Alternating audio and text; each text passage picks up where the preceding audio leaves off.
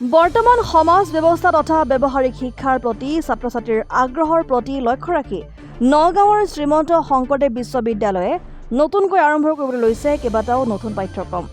BBA in BFSI, MBA digital marketing, BSc cloud computing আদিকে ধৰি বহুকেইটা স্নাতক, স্নাতকোত্তৰ আৰু ডিপ্ল'মাৰ পাঠ্যক্ৰম শিক্ষা আৰম্ভ কৰিছে।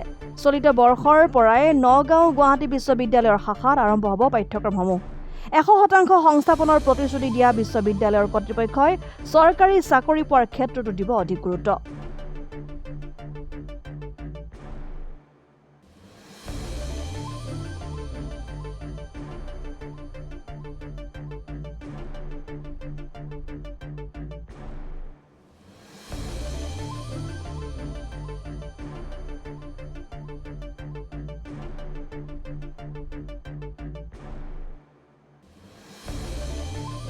নতুন পাঠ্যক্ৰম আৰম্ভ কৰিবলৈ আগবাঢ়িছোঁ। তাৰে ভিতৰত এই পাঠ্যক্ৰমখিনিৰ বৈশিষ্ট্য হৈছে যে আমি এই পাঠ্যক্ৰমখিনি ইণ্ডাষ্ট্ৰীৰ লগত একেলগ হৈ কৰি এডুকেশ্যন পলিচি 2020 আমাক ইণ্ডাষ্ট্ৰী কানেক্ট কৰাৰ ওপৰত গুৰুত্ব দিছে, এণ্টাৰপ্ৰিনাৰশ্বিপৰ ওপৰত গুৰুত্ব। ছাত্ৰ ছাত্ৰীয়ে গভমেণ্টত চাকৰি চাবলৈ বিচাৰে, গভমেণ্ট ছেক্টৰ জব যিসকলে পাবলৈ বিচাৰে তেওঁলোকক স্পেচিয়েলি ট্ৰেইন কৰা হ'ব। We special trained by experienced faculties from COMPET, where faculties have trained more than few lakhs candidates.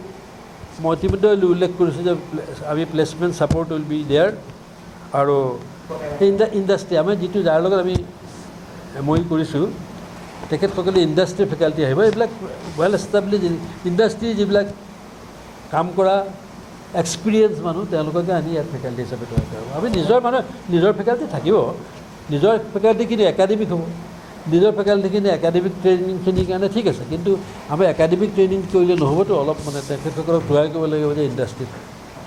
লগত পাৰ্টনাৰ আছে যে প্ৰজেক্টিবিলিটি কনচালটেঞ্চি প্ৰাইভেট লিমিটেডৰ মিষ্টাৰ সৌনক ঘোষ আছে। আপুনি if you want to tell something additionally you can tell. সেইটো বাৰু masters and PhD in commerce এবাৰ এইটো আৰম্ভ কৰিবলৈ গৈছোঁ, ইণ্টিগ্ৰেটেড ডিগ্ৰী। আৰু আমি এতিয়া এইবছৰ আমি সমৰ্থৰ মাজেদি আমি সোমাম। এটা সমৰ্থত আমাৰ ৰেজিষ্ট্ৰেশ্যন হৈ গৈছে।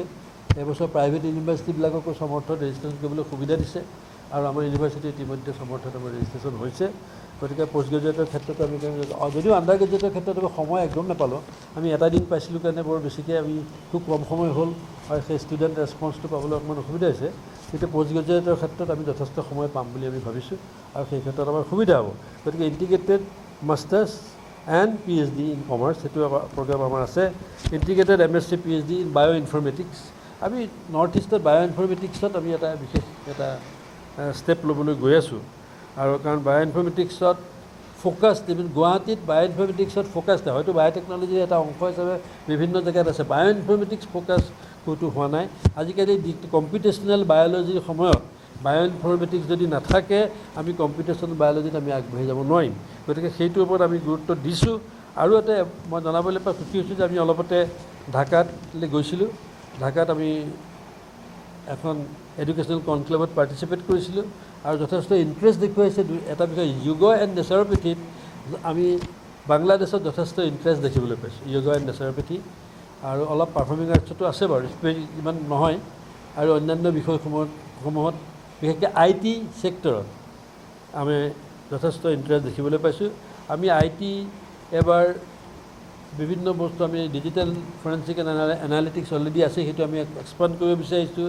বিগ ডাটা এনালাইচিছ এইবিলাক আছে। তেওঁলোকে বাংলাদেশৰ ছাত্ৰ ছাত্ৰীসকলৰ মাজত দেখিবলৈ পাইছোঁ অভূতপূৰ্ব সঁহাৰি এই বিষয়সমূহত, বিশেষকৈ এই বিষয়সমূহত। আৰু আমি আশা ৰাখিছোঁ যে এইবছৰ আমি বাংলাদেশৰ পৰা কিছু সংখ্যকো কম সংখ্যক হ'লেও আমি ছাত্ৰ ছাত্ৰী আমাৰ বিশ্ববিদ্যালয়ে আকৰ্ষিত কৰিব পাৰিম।